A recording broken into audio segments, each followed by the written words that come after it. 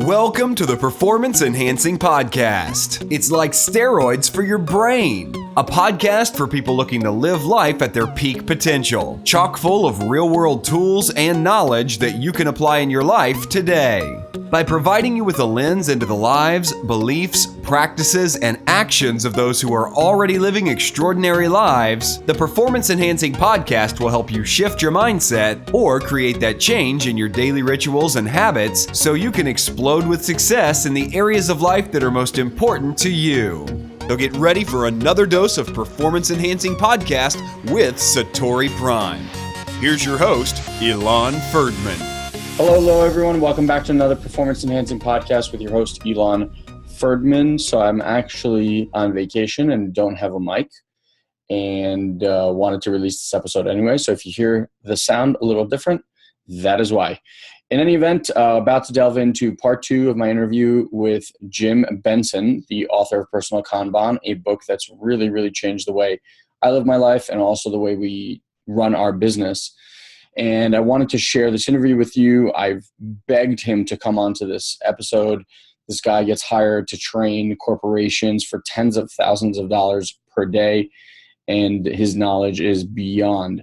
Now, one of the things we talk about in this part is specifically around kids and Personal Kanban, because what I noticed when I read the book, it seemed to me like Personal Kanban was more around personal responsibility.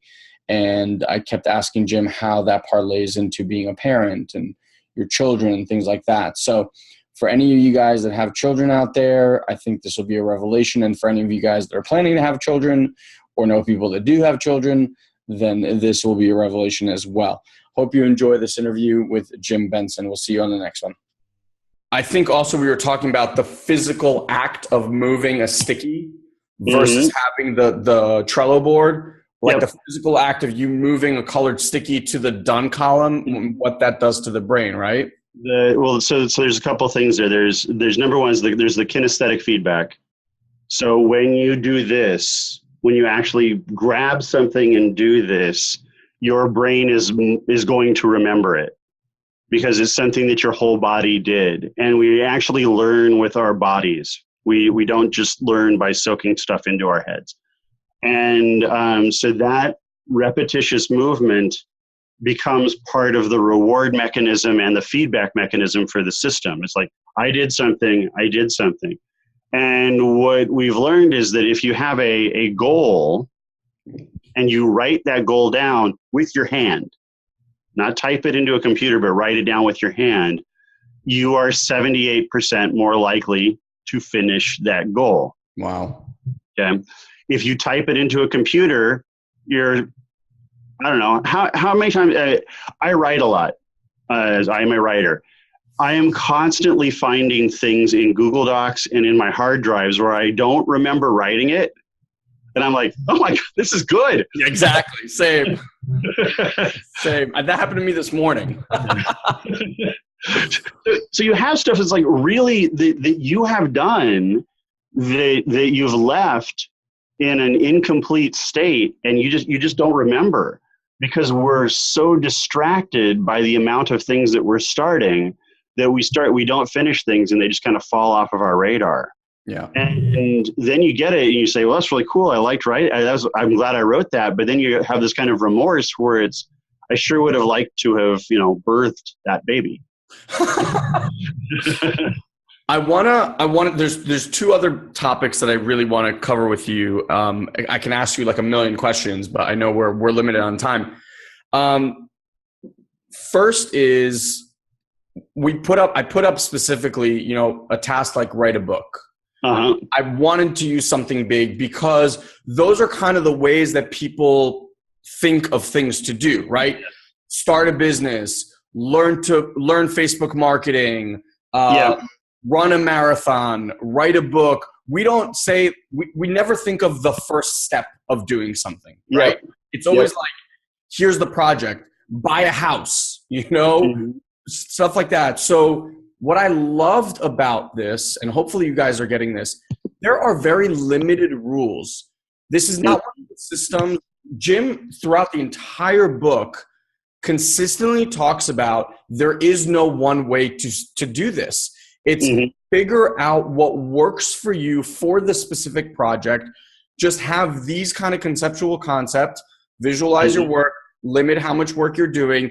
And then you saw like the boards are all different, right? So someone, for example, wants to write a book, or I know in the book you actually used an example. Well, one of them was write a book, but the other one was someone was moving their house, and another guy was constructing his house. He was like doing all this stuff with the construction workers.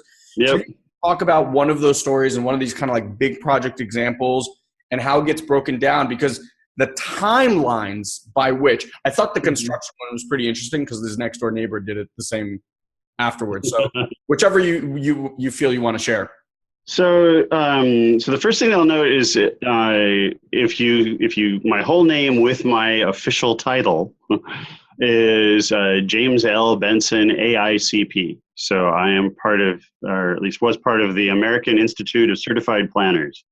And that means that I can walk into any city in the country or North America, and I can tell them what to do for the next 50 years. I plan. I plan. In psychology, there's something that's called the planning fallacy. And the planning fallacy says basically one thing and one thing only. Human beings can't actually plan. That was not a good day for me. I was like, really, thank you, Daniel Kahneman, for figuring that out. And they've tested that in both genders and in multiple cultures. Human beings can't plan, and it's governed by something that by a law called Hofstadter's law. And Douglas Hofstadter said human beings cannot accurately estimate complex tasks, even if they're aware of Hofstadter's law. So even if you know that you suck at this, you will still suck at this. And the reason is so we can't start at the beginning of these huge projects, like these multi-billion-dollar projects that I had. The first thing that I would do is I would sit down and I would say, these are all the things that we have to do in order to get the project done. And the big things, do an initial environmental assessment, do an alternatives analysis, do this, do that.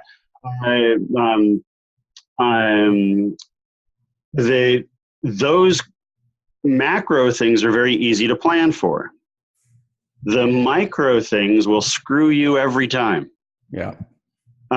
Because we simply don't know how things are going to fall out. And what happens is we make plans and then we blame fate when they don't work, and we take credit ourselves when they do. Okay? We're like, we won! I'm so awesome! Oh, we failed. It's because of you. Yeah. It's because of that snowstorm or the earthquake or the hurricane. It's like, well, you know what? When have you ever had a project where something weird didn't happen? Yeah. Okay? It's gonna happen. So what we do is we have large projects and we break those projects down as needed. So it's like, okay, we know we're gonna have to do an environmental assessment. And we know that in general, environmental assessments end up costing about $1.4 million. But I'm not even gonna scope it. So we get to the part where we start it, then I'm gonna scope it. And even when I scope it, I'm going to break out the biggest chunks, and then we'll pull each chunk. And as we pull each chunk, then we'll break it down into tasks. So if you're renovating a house, you don't want the task to be renovate a house, nor do you want the task to be renovate the kitchen, even though it's only part of the house. When you get ready to renovate the kitchen, then you can pull in, buy tile, get granite, source appliances, and so forth. Call plumber and whatnot. And the reason is that you're doing that is you're always waiting until what Lean calls the last responsible moment to commit yourself to those decisions. If you prematurely commit to those decisions, you engage in what the Buddhists would call attachment. You become attached to your plan, and then you can't let go of it. And then you become this little tyrant that says, no, we have to finish by April 15th. And it's like, well, you can have crap by April 15th, or you can have something actually that you like by June 1st. Sorry. Which do you want? Do you want to make your deadline, or do you want a good product? So when we have a little vacation house on the Washington coast, and when we built that, our builders said that they were going to build the whole house in 14 weeks. And it's because you can build a house like that in 14 weeks. It just so happened at the time that we built, it was, at the pre-crash economy, things were really hot on the coast. Everyone was building a house, and they were really overworked. And so they said, we'll have this done in 14 weeks. And I said, I don't think you're going to have it done in 14 weeks. And then they got insulted. And I said, we're professional builders. It's like, no, really. This is kind of what I do. Show me your plan and let me laugh. Yeah. All I'm doing is saying I'm actually want to give you more time to do your work. No, we'll have it done in 14 weeks. And sure enough, 28 weeks later, we moved into the house. Yep. And the whole time they were blaming it on stuff. And I was like, no, there's no blame here. Everything's fine. So when people set up their boards, after doing this for a decade now, I have seen thousands of boards in thousands of contexts, and at homes, working with kids, in medicine, software, government, banking, every vertical. I've seen people build boards. I've never seen the same exact board twice. Even the options done the simple board, everybody always adds some interesting twist to it.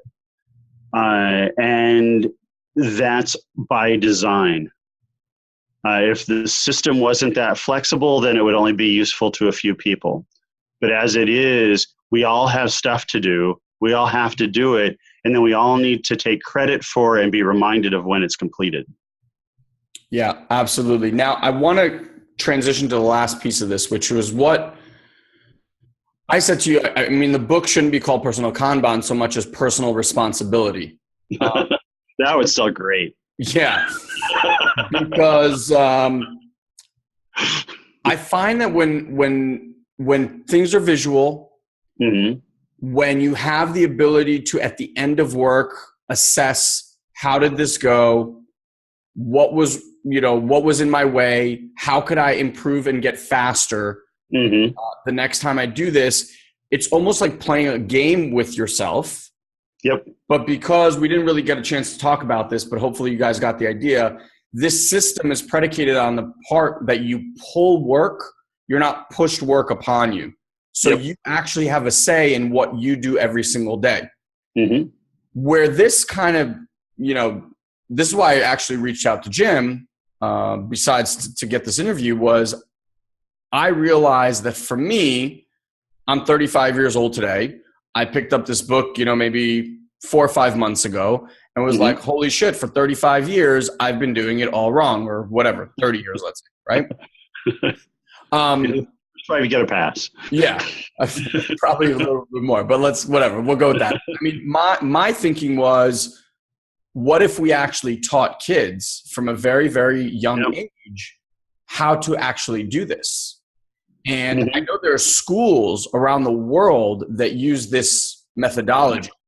And I know that there are parents that you work with, especially moms that get this book and then create with their kids these boards where the kids are actually, doing things. So there's no more arguments at home about homework or eating or brushing their teeth or whatever. And for the kids, it's a game, and they program this kind of personal responsibility. They get a say in how the day goes. They get a say in what the rewards are and all that kind of stuff. So I'd love for you to talk a little bit about that, because I don't think that was the intended use, but it definitely is an outcome of owning your work, owning your results, and being much more realistic. I hate to use that word, but being much more realistic about what you're able to do in what time frames and things like that. So could you say more about your experience with moms working with kids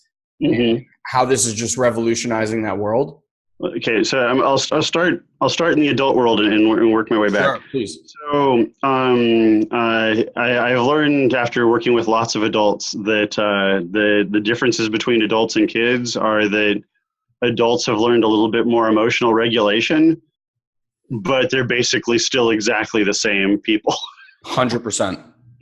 And so what happens when you're a kid and something upsets you is you flip out. You're like, dude, what the, really, seriously? And then you like kick and break things and go crazy. When you're an adult, what you do is you sit there quietly and go. And then when the person that you can't talk around leaves, you're like, dude, seriously? Exactly the same reaction. But what happens in the adult world is that I've seen this time and time again. When there's a problem in the office, people won't act.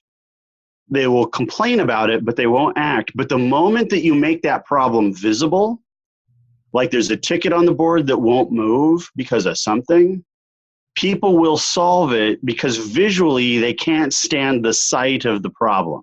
The concept of the problem is easy to just bitch about, but the sight of it causes us to want to fix it.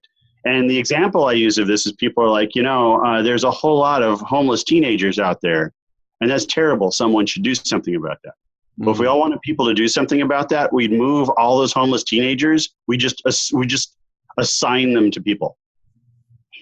We say, all right, that homeless teenager is gonna live with you now. And then all of a sudden, people are like, I better solve this homeless teenager thing right away. Yeah. So with parents and with kids don't need to learn how to do this.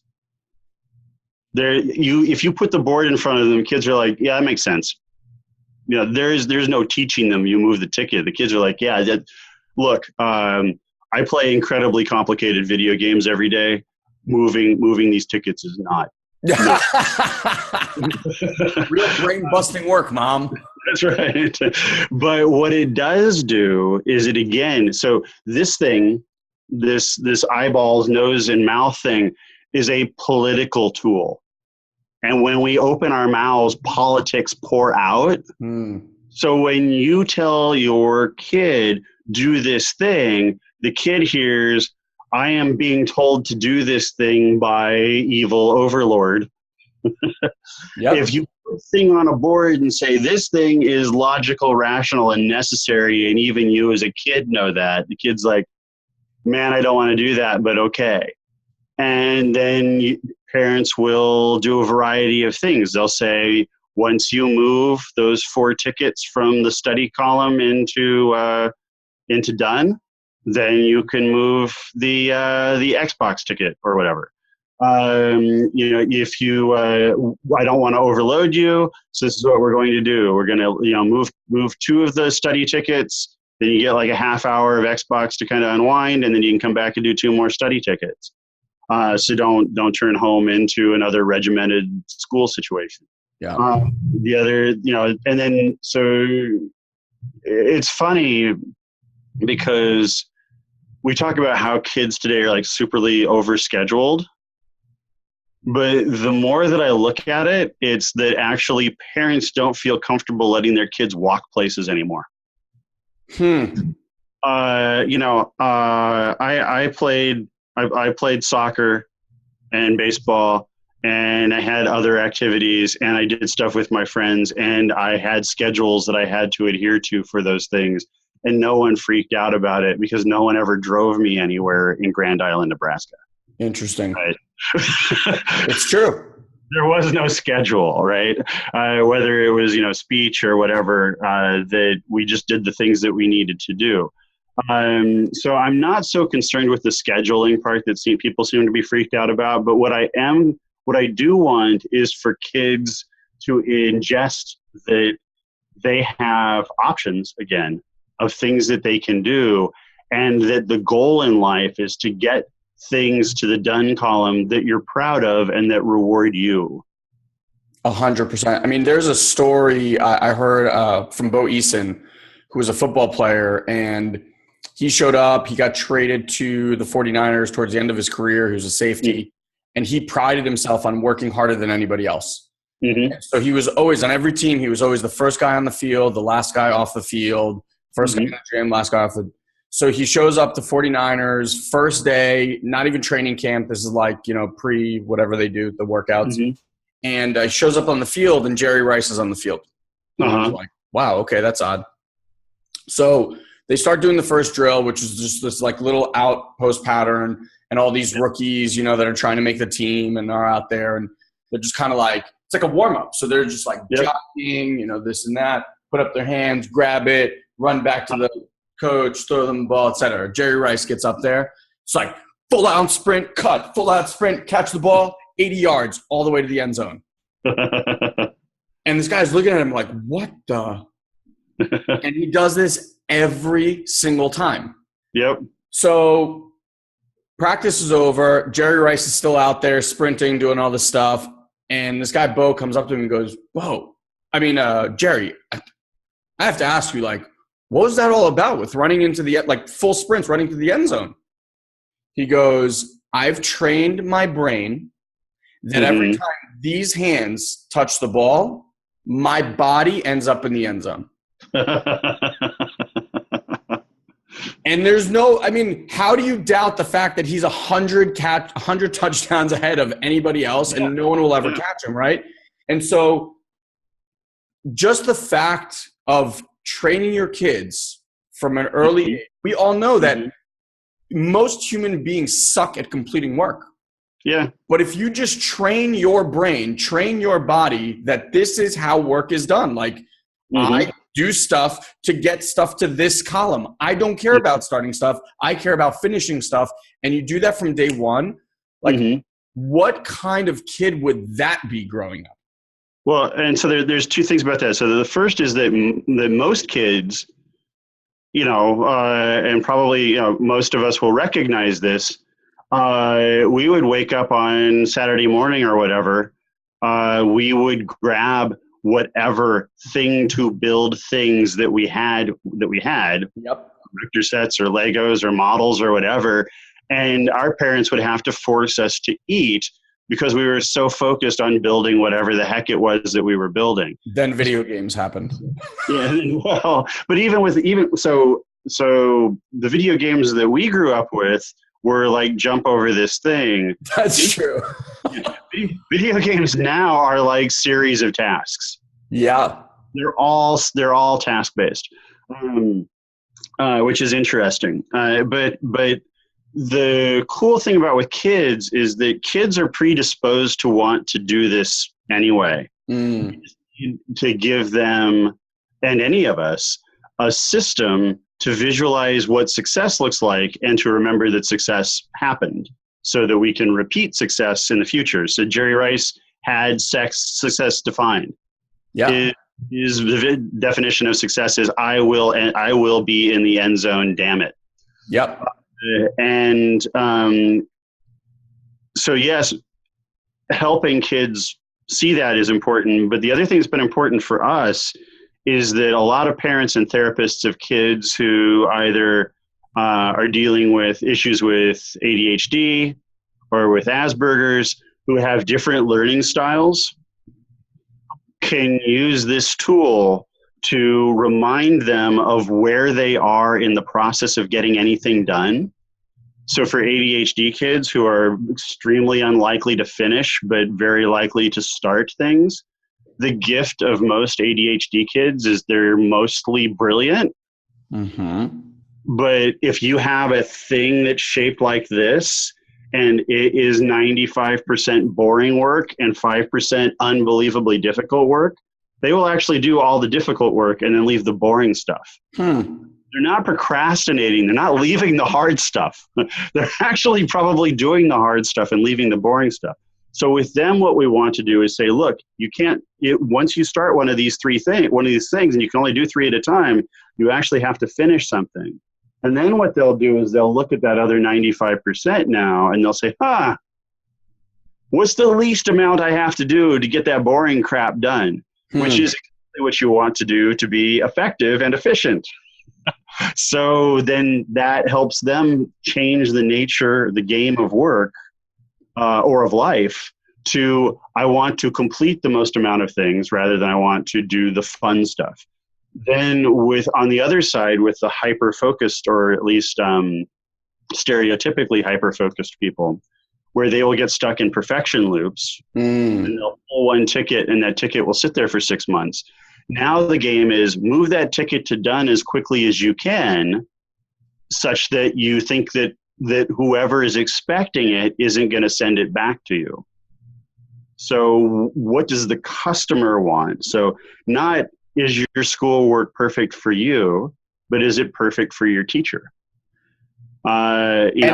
There's instant feedback in that also, because they're doing that and then they're reprogramming this thing in their brain, which is, wow, I got that to them, not the way I thought it would be perfect, but I still got a great grade, or I still achieved an excellent score on this or whatever. And It starts reprogramming what they perceive as necessary. It changes the definition of perfection. Yeah. Okay. So those usages of these boards have just been thrilling to watch. And we've seen that happen both professionally and with kids as well. I mean, I will just say this flat out. I think if you guys don't spend, I don't know how much the book is on Amazon. I think it was like $17, $18, something like that. It all depends on what Amazon wants to charge for it, today. Whatever. It doesn't matter. It's under $20. Okay. Yep. I'm telling all of you guys that are listening to this right now, I think you're an absolute idiot if you don't at least pick up this book and see what's possible for you. If you have kids, like mandatory, get on it. And then if you like it, it does resonate with you and you want to take that education further, that's where Jim and Tony Ann actually come in. So tell them a little bit about Modus and what you guys are doing there. Well, so we have two elements of our company. The first is Modus Cooperandi, and we do consulting either with companies or with individuals.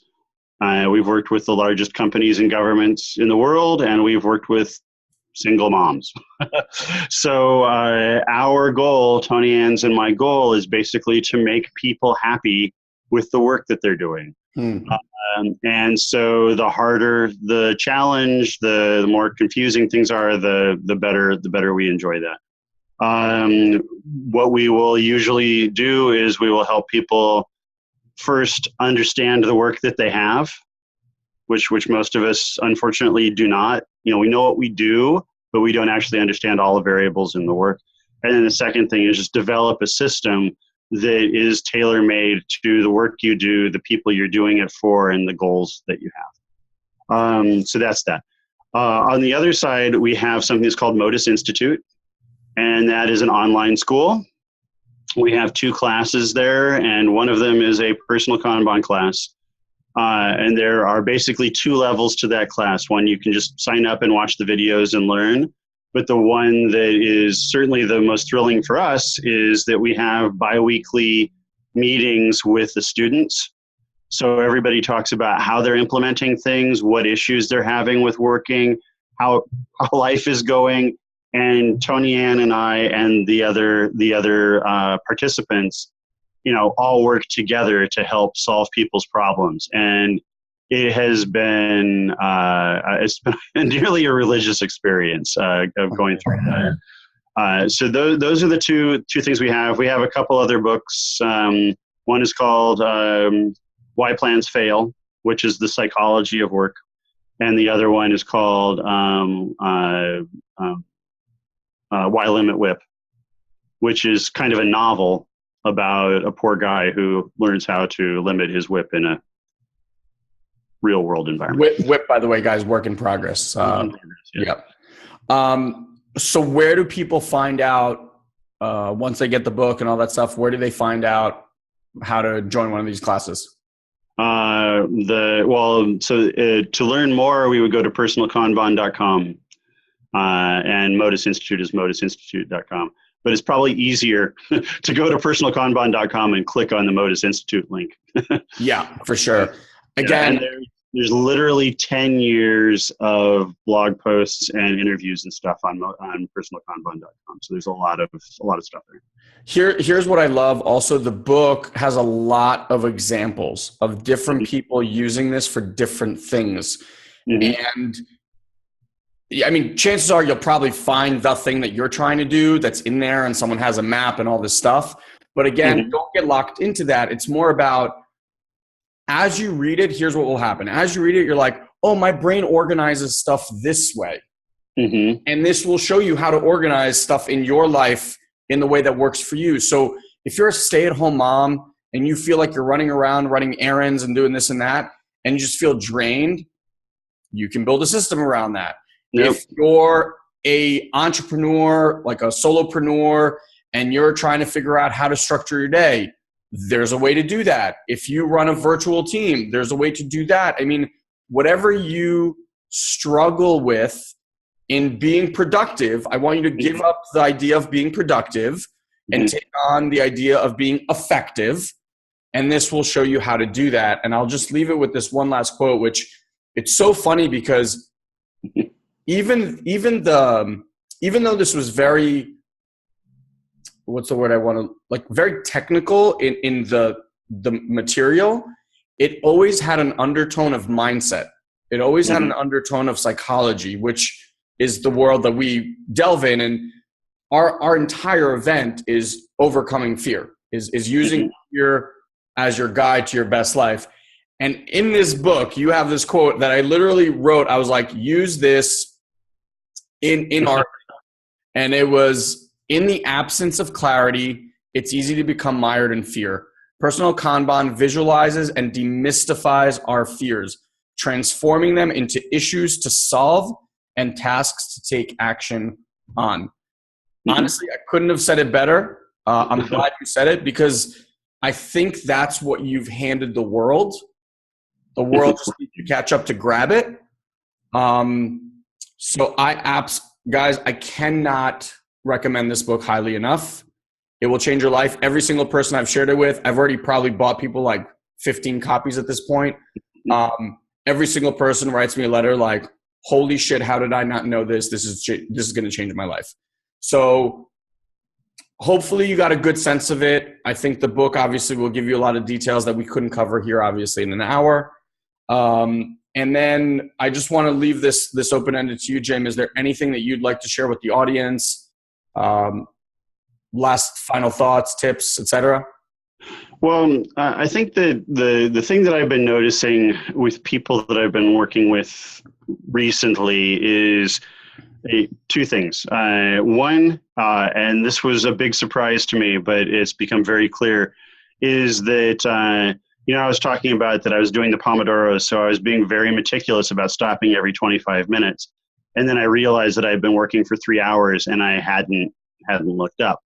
When we do that, we don't get exercise and we don't hydrate, which basically means that not only are we using our brains, a lot, which uses a lot of our energy, but we're actually hurting our brains.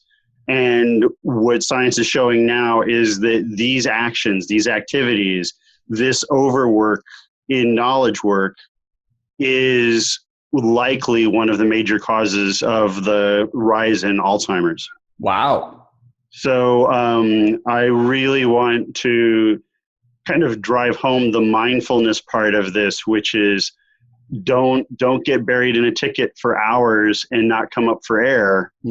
While that's fun from a focus perspective, it's really dangerous from you as a human perspective. And this is the thing that we use to make our money.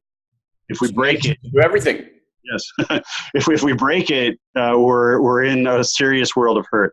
The second thing is, like, one of the things that we'll tell, whether we're working with, Comcast or JP Morgan or the U.S. Department of Patents and Trade, we tell people that what we're really there for is to get people to understand their work so that you do see what you're doing, you do lower that fear, and lowering that fear makes you less anxious, which makes you not only do a better job, but then when you do go home to your families, you're less stressed, you're less likely to lash out. and the world hopefully will become kind of a better place, which is, I know it's a super big picture thing, but it's really important to us that this be fiendishly, conspicuously practical, but the benefits of it aren't just get more crap done. Yeah. I mean, there's videos going around right now about the work, that your work life, we start, let's say, at like 17 years old. We end right now probably around 70. I doubt that most people are ending at 65. So you're talking about, 75, 80% of your life is spent in that bubble. And I know the message for a lot of people is like, well, if that's the amount of time that you spend, you might as well do what you love, which I'm in total 100% agreement with. But even if you're not going to do that, or you're not going to take that step, and you are going to go into kind of like the normal, corporate world, et cetera, like Jim said, where most people struggle is they bring that work home. They bring the anxiety, they bring the fear, they bring all that stuff home. And now that 80% is not just affecting your 80%, it's literally affecting everything. Yep. When you do this, it eliminates so much of that. Your brain, you can go upstairs, or, for me, go upstairs. You can drive your car on the way to work, and there's like nothing there. Because you just know, all I have to do, I don't even have to think. All I have to do is show up at work. I have this board. It tells me exactly what to do. I do that thing. I accomplish what I need to do. I go home. I'm good. Yep. Or you look at it and you say, I don't want to do that. And you wad it up and you throw it away. That's it. It's brilliant. It's absolutely brilliant. Jim, thank you so much for taking the time to do this. I know we went a little bit long today. Yep. I know you're a busy man with a lot of things to do. It would have been funny if we did this like Pomodoro style, where like we took 25 minutes, we stopped for 5, we came back. But yeah, thank you so much. Where can people connect with you best? Probably through the Personal Kanban or the Modus Cooperandi sites. Okay. I'm our founder on Twitter, OURFOUNDER. Okay, cool. Awesome. Thank you for being here. Thank you for sharing it. Thank you for coming up with this for the world. And looking forward to hopefully you guys connect with Jim and send them love and praise, and go get that book. Okay.